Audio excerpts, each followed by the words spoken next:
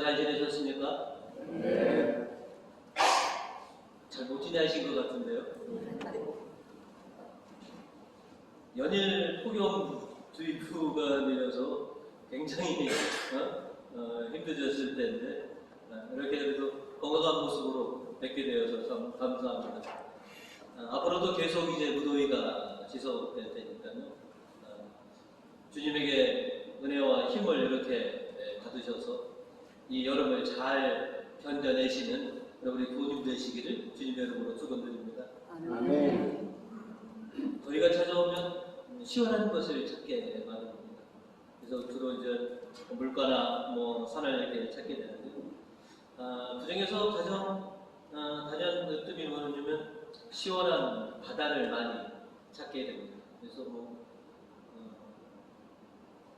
산에 계곡으로 가시는 분도 많지만 바다를 찾는 사람에 비하면 바다가 월등하게 많습니다.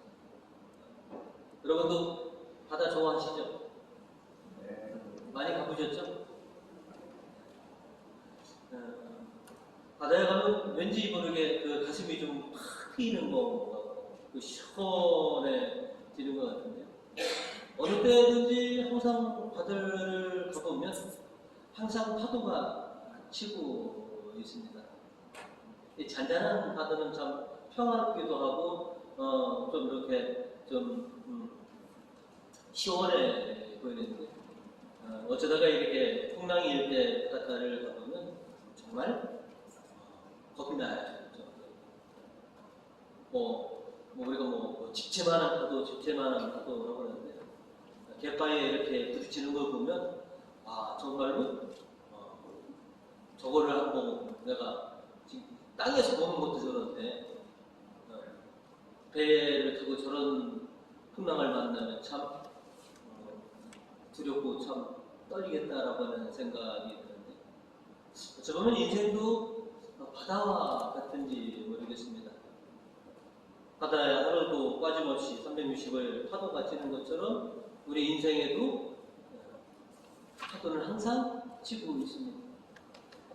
순조롭게 그냥 넘어가는 날은 없습니다.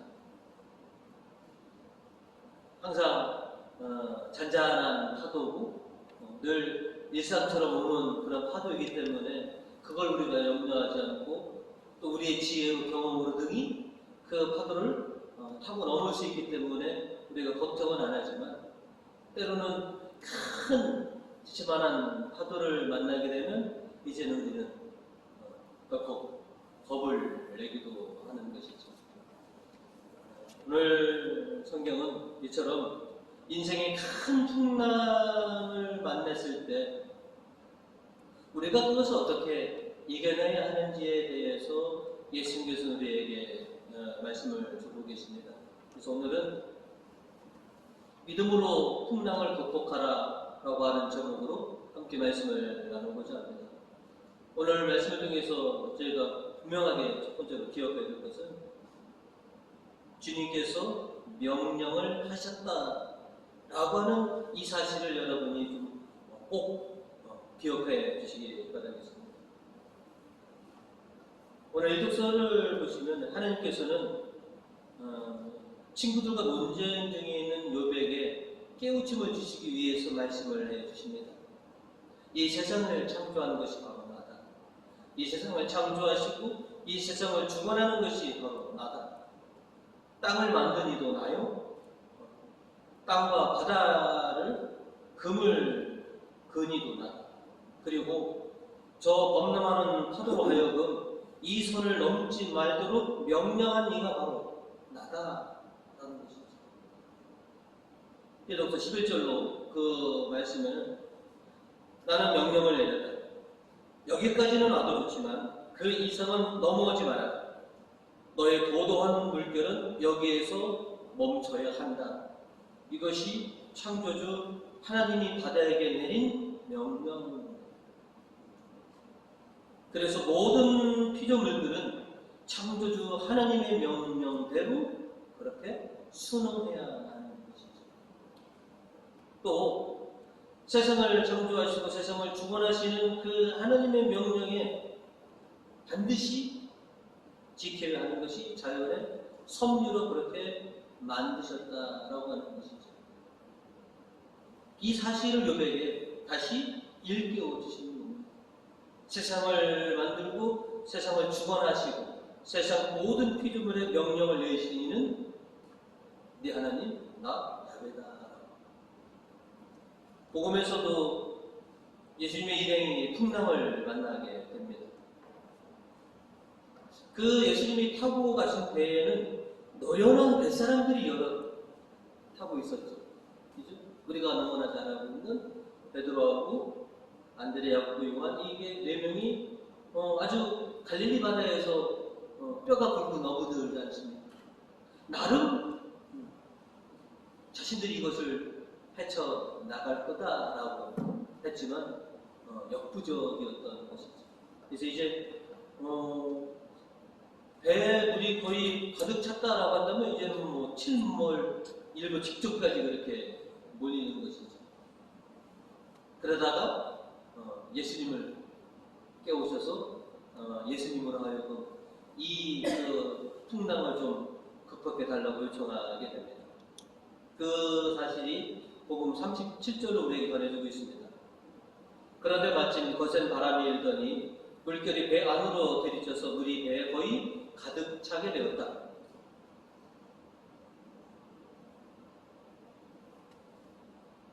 침몰 위기에 놓여 있는 것입니다. 그런데 그 순간까지도 스승이시오 주님이신 예수님은 주무시고 계셨다는 것이죠. 상식적으로 보면 두 가지가 떠올립니다. 예수님이 한번 잠드시면 어버가도 모르시는 그런 분이신든가.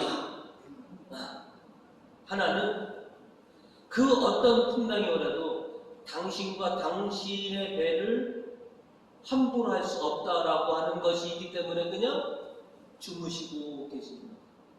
여러분 어떤 것 같습니까?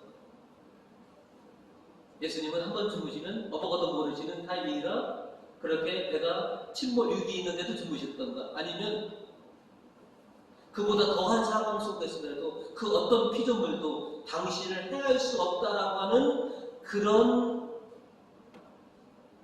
분이시기 때문에 그냥 주무시고 계셨던 거예요. 저는 후자라고 생각합니다. 하지만 제자들은 그렇지 않은 것이죠. 그래서 39절에 보시면 예수께서 일어나 바람을 꾸짖으시며 바다를 향하여 고요하고 잠잠해져라고 하고 호령하시자 바람은 그치고 바다는 아주 잔잔해졌다라고 했습니다. 이제는 죽겠구나.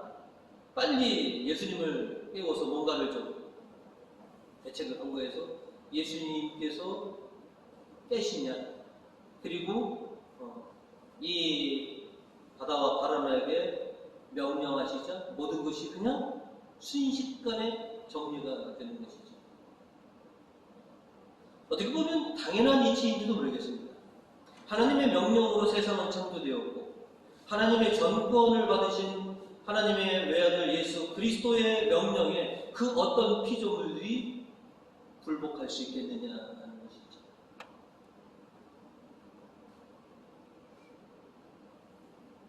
논쟁 중이던 욥과 그 친구들의 그 참 기나긴 논쟁 속에서 하나님이 딱 개입하시고 말씀하시니까 모든 것이 싹 정리가 되듯이 잠에서 일어나신 예수님께서 사건에 개입하시자 그 엄청난 풍랑도 그냥 게임 아웃 되는 것이죠. 주님이 개입하시고 주님께서 명령하시면 세상 그 어떤 것도 그냥 상황 종료구나 하는 것이죠.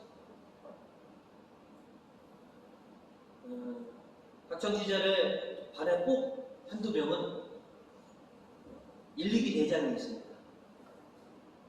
무슨 일만 있으면 쭉 선생님에게 가서 이릅니다. 근데 왜 이럴까요? 자기들 동급생들끼리는 어떤 일과 사건들이 해결할 수 없기 때문에 선생님이 이 사실을 알고 개입하시면 이 모든 것이 깨끗이 정리될 것 알기 때문에 가서 선생님에게 이르는 것이죠. 가정에서도 마찬가지입니다. 여러 형제 자매들이 있으면 꼭 부모님에게 일리는 사람이 있습니다. 왜 일릴까요? 자기들끼리는 이게 정리가 안 되기, 해결이 안 되기 때문에.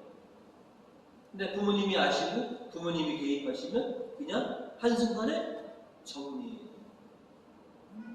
선생님들은 일르는 사람이 나쁜 안 좋은 거다라고 하시지만 선생님이 개입하셔야지만 정리되는 일이기 때문에 가서 일르는 겁니다.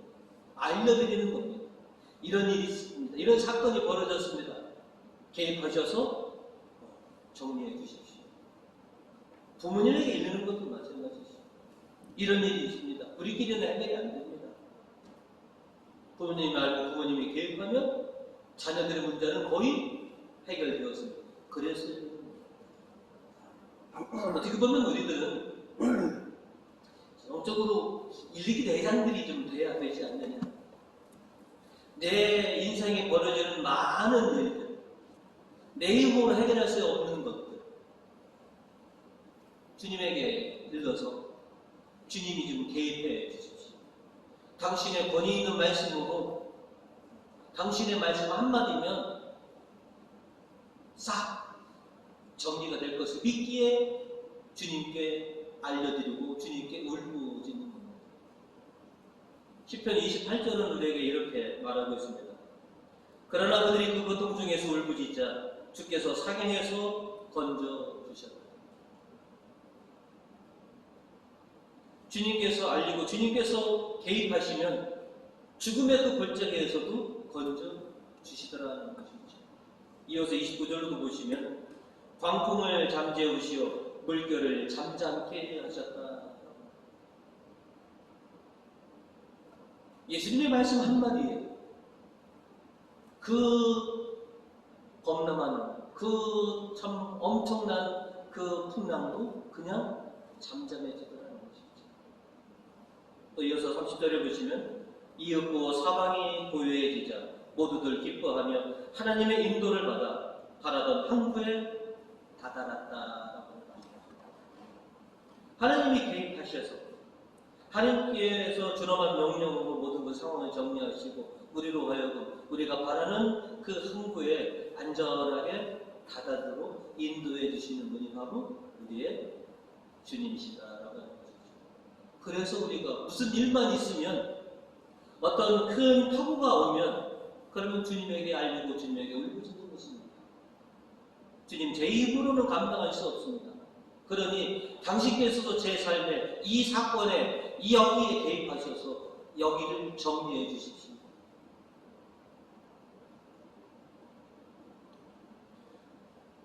우리가 부르짖기만 하면 주님은 우리 삶에 개입하십니다.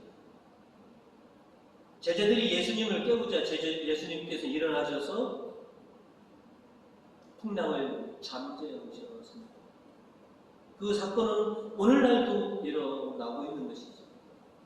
중요한 것은 주님께서 내 인생에 개입하시도록 준엄한 명령을 내리시도록 그렇게 주님을 찾는 것. 어떤 상황, 어떤 일이 있어든지 주님이 함께 해주시면 주님께서 개입해 주시면 능히 이 모든 것들 우리가 고민하고 힘들고 참으로 참 답이 없는 그 상황 같은 그 상황들도 해결해 주시는 분이 주님이심을 믿고 언제든지 여러분 인생에 무슨 일이 있을 때마다 주님을 믿고 주님께 울부짖는 그래서 우리가 좋아하는 게 있습니다. 전세 역전. 그래서 우리의 삶을 역전시켜 달라고 그렇게 간구하시는 우리 교우님들 되시기를 주님의 이름으로 축원드립니다. 아멘. 오늘 말씀을 통해서 저희가 두 번째로 깨닫는 것은 일꾼다운 마음, 믿음을 가져라라고 하는 것이죠. 우리 교우님들 이렇게 살아오신 인생사를 이렇게 들어보면 흔히들 그냥 쉽게 신부님 내가 산전수전 다 바쁜 몸입니다. 여기에 또 옆에 계신 분이 한 줄 더, 나는 공중전까지도 치렀습니다. 라고 하시는 분이 계십니다. 여긴 그러신 거 같아요. 산전수전, 공중전을 치르시면서 지금 여기까지 오신 것 같습니다. 이게 수많은 이 싸움 속에 그 어려움을 어떤 마음으로, 무엇으로 여러분 지금까지 이렇게 버텨오셨느냐 하는 것이죠. 산전수전, 공중전을 치르면서 무너지지 않고 쓰러지지 않고 여러분을 버티고 결국은 극복하게 한 그 힘의 원동력은 뭐냐? 다 그러시더라고요. 믿음이 있기 때문에 그렇습니다. 주님에 대한 믿음이 나로 하여금 그 힘든 세파를 다 견뎌내게 했습니다.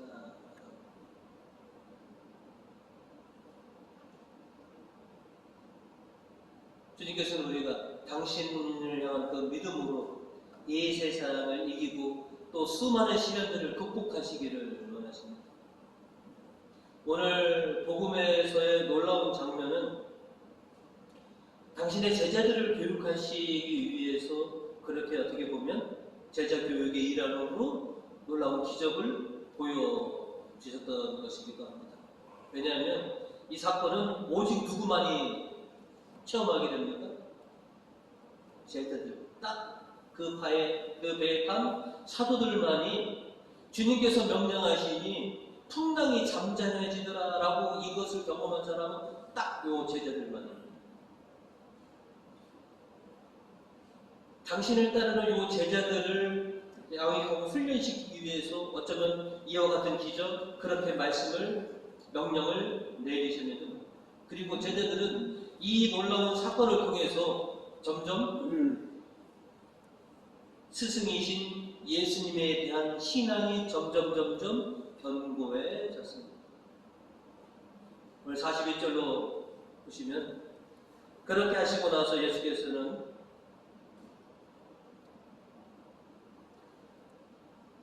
왜 그렇게 또 겁이 많느냐, 아직도 믿음이 없느냐라고 책망하셨고, 그 이후에 41절을 보는 그들은 두려움에 사로잡혀 도대체 이분이 누구인데 바람과 바다까지도 복잡할까 하며 서로 수군거렸다. 그러면서 과연 이분이 누구이시기? 스승이신 또 주님이신 예수님에 대한 그 신앙을 키우게 해주시는 그런 사건이었다는 것이죠.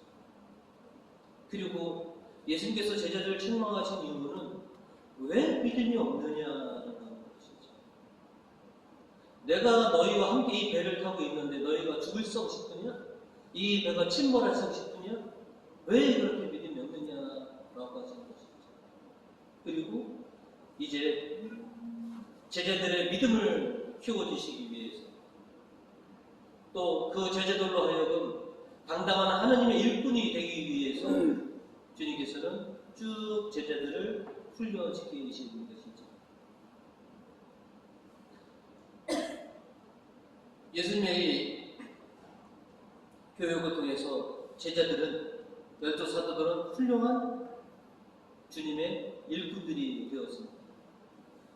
바오로 사도는 이독서 4절로 그래서 이렇게 고백을 합니다. 우리는 무슨 일이나 하나님의 일꾼으로서 일할 따름입니다. 하나님의 일꾼으로서 일합니다. 그리고 6절에서부터 7절까지, 8절까지 보시면 이렇게 얘기합니다. 우리는 순결과 지식과 끈기와 착한 마음을 가지고 성령의 도우심과 끊임없는 사랑과 진리의 말씀과 하나님의 능력으로 살고 있습니다. 우리는 믿음으로 삽니다. 그리고 이어서 두 손에는 정의의 무기를 들고 영광을 받거나 수치를 당하거나 비난을 받거나 칭찬을 받거나 언제든지 하나님의 일꾼답게 살아갑니다. 하나님의 일꾼으로서 하나님의 일꾼답게 살아가는 것은 양손에 쥐고인 주님께서 주신 이 두 무기를 가지고 힘들 때나 편할 때나, 그죠? 공부할 때나 기쁠 때나 이 믿음으로 우리는 살아갑니다. 라고 하는 것이죠. 신자가 자신을 지키는 것은 믿음이 있어야지 자신을 지켜냅니다. 바로 사도는 주님께서 주신 양손에 들고 있는 이 무기를 정확하게 뭐라고 우리에게 알려줍니다. 에베소서 6장에 보시면 왼손에 들어있는 것은 믿음의 방패입니다. 그리고 오른손에 들려있는 것은 성령의 칼입니다. 라고 말해주고 있습니다. 6장 16절의 말씀. 자, 손에는 언제나 믿음의 방패를 잡고 있어야 합니다. 그 방패로 여러분은 악마가 쏘는 불화살을 막아 꺼버릴 수 있을 것입니다. 왼손에는 믿음의 방패를 가지고 있어야 됩니다. 그 방패로 사탄의 공격을 막아낼 수 있습니다. 요즘 여러분들 손주들 보시면 온라인 게임 이런 거 좋아하는데요. 제가 게임을 못하는데 용어 하나 그중에서 이 용어는 참 마음에 드는 용어, 게임 용어 하나를 저는 들어서 물어봤습니다. 우리 아이한테. 그러면 실드 친다라고 하는 말이 있어요. 안 물어보세요. 그게 뭐냐 했더니 보호막, 방어막이라는 거예요. 실드가 쫙 쳐지면 그 공격으로 자기를 싹 이렇게 막아주는 거예요. 아, 저게 믿음의 방패구나. 저는 그렇게 생각이 됐어요. 크고 단단한 믿음의 방패가 있어야지 사탄의 공격부터 내가 보호될 수 있어요. 그래서 여러분은 될 수 있으면 크고 단단한 믿음의 방패를 여러분이 쥐고 있어야 합니다. 오른손은 6장 17절은 이렇게 얘기합니다. 구원의 투구를 받아 쓰고 성령의 칼을 받아 주시지. 성령의 칼은 하나님의 말씀입니다. 우리 교원님들은 그 어벤져스라고 아시나요? 뭐냐면 방패 하나만 갖고 싸우는 그 영웅 하나가 있어요. 히어로가 이름이 지금 생각 안 나는데 방패로 자기를 보호하기도 무찌를 수 있지만 우리가 갖고 있는 방패는 보호장구지 이게 공격 무기가 아닙니다. 사탄의 공격 노래를 보호해주는 것이지 물론 그거를 이렇게 찍어서 공격할 수도 있습니다. 하지만 우리에게 주신 공격의 무기는 하나입니다. 성령의 칼, 하나님의 말씀으로 사탄을 무찌르라라고 하는 것이죠.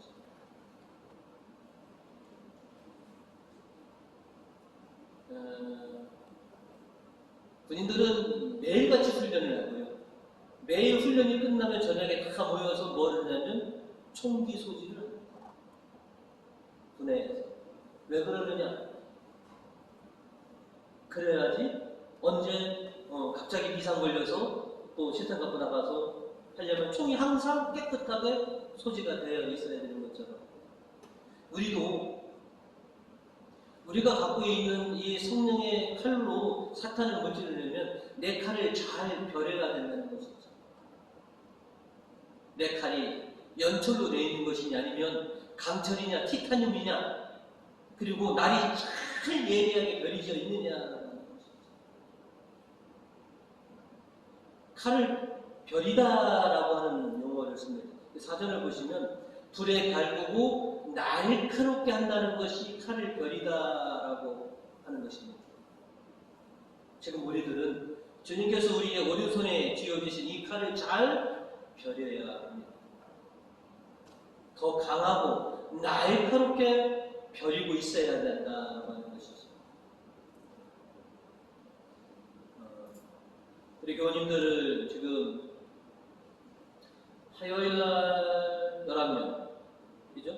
수요일날 7분들이, 그죠? 신자 재교육 훈련 1단계로 크로스웨이를 통해서 지금 뭐냐면 이렇게 벼리고 계십니다. 내 칼을 날카롭고 강하게 해서 언제든지 그냥 한 번에 그냥 이렇게 하기 위해서. 그리고 또 많은 분들이 마음속으로 지금 언제 시작할까, 언제 이 칼을 내가 숫돌에 지금 벼를까라고 지금 준비하고 계신 분 합니다. 또 그보다 먼저 우리 교회에 요수아 중보팀이 있는데 18명의 기도 용사들이 지금 믿음을 잘 벼르고 있습니다. 지금은 우리가 가지고 있는 이 믿음의 방패와 하나님의 말씀이 성령의 칼을 정말로 잘 정비해두고 달아두고 있어야 된다는 거죠. 언제 어느 순간에 이거를 써먹을지 모릅니다. 바오로 사도는 바로 지금이 그 순간이라고 우리에게 말씀해주고 있습니다. 이 독서 1절과 2절로 말씀하시기를 여러분이 받은 하나님의 은총을 헛되게 하지 마십시오. 지금이 바로 그 자비의 때이며 오늘이 바로 구원의 날입니다.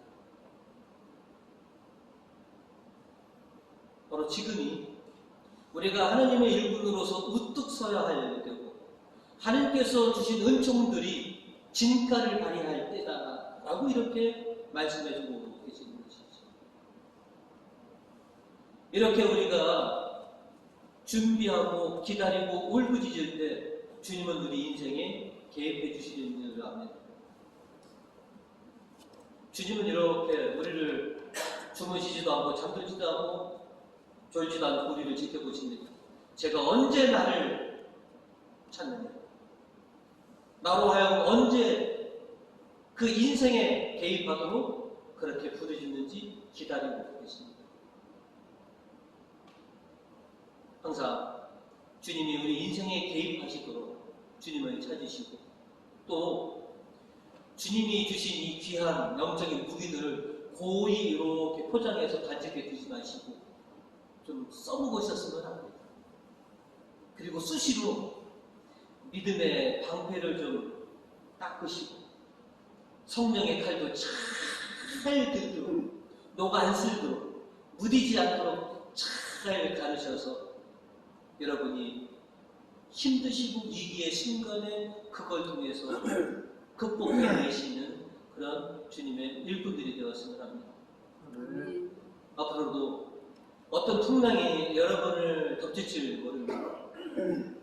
그러나 분명한 것은 그 순간에도 주님이 계시고 또 주님께서 우리에게 주신 이 영적인 무기들로 우리 신앙으로 이 모든 것을 이겨낼 수 있다라는 것을 여러분이 기억하시고 믿음으로 승리하시는 교우님 되시기를 주님의 이름으로 축원드립니다.